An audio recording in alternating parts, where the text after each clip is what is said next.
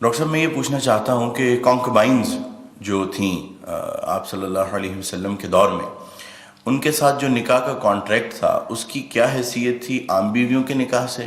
مختلف کیا تھا اس میں؟ اور ان بطور بیوی ان کی حیثیت کیسی تھی، اور ان کے ساتھ کس طرح کا معاملہ کیا جاتا تھا، اور بعد میں وراثت میں ان کا کیسا حصہ تھا؟ نیز یہ کہ کیا آج ان کی کوئی شکل معاشرے میں، کسی بھی معاشرے میں کیا باقی ہے یا اس کی کوئی اجازت ہے؟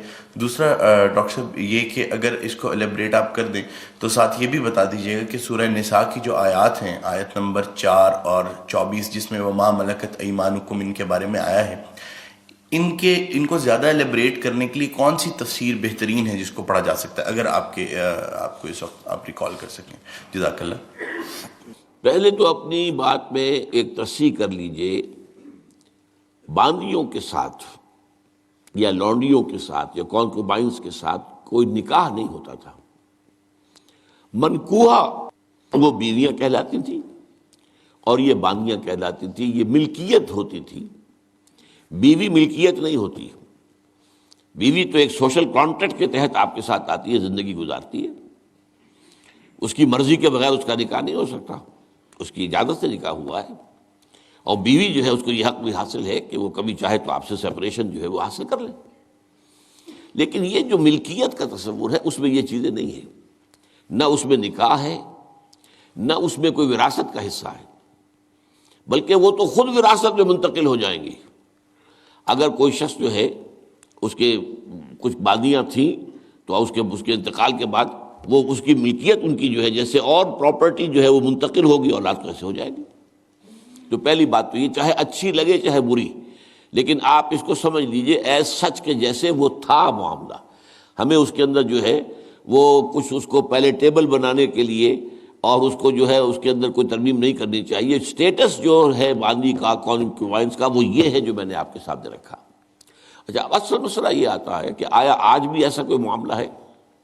آج ایسا کوئی معاملہ موجود نہیں ہے، اور یہ لونڈیاں ہوتی تھیں حضور کے زمانے میں صرف وہ جو میدان جنگ میں مال غنیمت کے طور پر آتی تھی۔ آپ ایک جنگ ہوئی ہے، فرض کیجئے جنگ بدر ہوئی ہے، جنگ بدر میں اب جب کہ کفار کو شکست ہو گئی ہے تو آپ کو معلوم ہے ان کے جو اونٹ تھے وہ 900 اونٹ لے کر آئے ہوئے تھے، وہ سارے تو ابھی کھائے نہیں گئے تھے۔ اب وہ گویا کہ وہاں پر مال غنیمت ہے، ان کے گھوڑے اگر وہ بچے ہوئے تو مال غنیمت ہے۔ وہ جو آدمی بھاگتا وہ اپنا اسلحہ بھی پھینکتا جاتا ہے تاکہ بھاگے اور جان بچائے، یہ سب کیا ہے؟ مال غنیمت ہے۔ ایسے ہی اگر وہاں کوئی عورتیں بھی آئی ہوں، میرے علم میں نہیں ہے کہ بدر میں آئیں یا نہیں آئیں، احد میں تو آئیں، لیکن بدر کے بارے میں مجھے یقین کے ساتھ معلوم نہیں ہے، لیکن اگر عورتیں بھی آئی ہوں تو وہ باندیاں ہوں گی، وہ تقسیم ہو جائیں گی۔ یہ جو اصل غلام کا اور باندی کا تصور ہے اسلام میں، یہ پی او ڈبلیو کا حل ہے، prisoners of war, what to do with them۔ یا تو اب آپ جو ہے بڑے بڑے جو ہے کنسنٹریشن کیمپس قائم کر دیجئے، ان میں پڑے سڑ رہے ہیں، وہ سب کے سب جو ہے کنسنٹریشن کیمپس کے اندر ہوتے ہیں۔ اب وہاں پر ان کا کیا معاملہ ہے؟ تو ان کے لیے اگر وہ مرد ہیں ان کے لیے ان کی کوئی جنسی تسکین کا کوئی سامان نہیں، اگر عورتیں ہیں ان کی جنسی تسکین کا تقاضے کا کوئی سامان نہیں۔ ہاں، کھانے پینے کو تو ظاہر بات ہے کچھ نہ کچھ راشن واشن جو ہے وہ تو جو بھی دنیا میں پی او ڈبلیوز کا معاملہ ہوتا ہے کھانے پینے کو دیا جاتا ہے۔ اسلام نے یہ کیا ہے کہ بجائے اس کے کہ پی او ڈبلیوز جو ہیں وہ اسلامی بیت المال پر بوجھ بن جائے، انہیں ایبزارب کرو معاشرے کے اندر، انہیں تقسیم کر دو لوگوں کے اندر، اور ان کی حیثیت غلام کی اور باندی کی ہوگی۔ انہیں آپ کو کھلائیں بھی وہ، حضور فرماتے ہیں جو خود کھاتے ہیں وہ کھلائیں، جو خود پہنتے ہو وہ پہناؤ، اچھے سے اچھا سلوک کرو۔ پھر ان کی ایمنسیپیشن کا ایک سلسلہ شروع کر دیا گیا، فلاں اگر تم سے گناہ ہو گیا ہے تو کفارہ یہ ہے ایک غلام آزاد کر دو، قتل خطا ہو گئی ہے، وہاں تم سے غلطی سے تمہارا ارادہ نہیں تھا، کوئی تمہارے ہاتھوں مارا گیا ہے، گولی چل گئی تم سے اور کوئی شخص جو ہے وہ مر گیا ہے، اس کے لیے بھی وہ غلام جو ہے آزاد کرو۔ گناہوں کے کفارے میں غلاموں کو آزاد کرنا، پھر غلاموں کو آزاد کرنے کی تلقین، نصیحت، پرسویشن، یہ نیکی کا بہت بڑا کام ہے، غلام کو آزاد کرو۔ یہ ساری چیزیں جو ہیں اس کے ذریعے سے ایک دفعہ انہیں سوسائٹی میں جذب کرنے کے بعد وہ علیحدہ ایلیمنٹ نہیں رہے، اب سوسائٹی کا حصہ بن گئے، وہ ایک گھر کے اندر ہیں، وہاں رہتے ہیں، ان کے ساتھ جو ہے ان کے مالک ہیں، اور اسی طریقے سے ان کو رفتہ رفتہ ان کی ایمینسیپیشن کا بندوبست کیا اسلام نے. اور اس میں آپ کو معلوم ہونا چاہیے اس درجے ایمینسیپیشن ہوئی ہے کہ ایک وقت ایسا تھا عالم اسلام میں ساری حکومتیں غلاموں کی تھیں.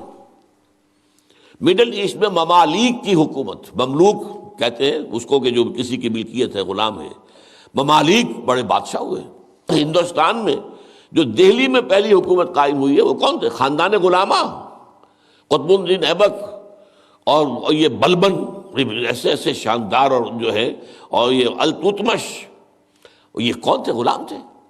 ہمارے بڑے بڑے دین کے علماء ائمہ غلام، چنانچہ بڑے علماء اساتذہ غلاموں میں سے.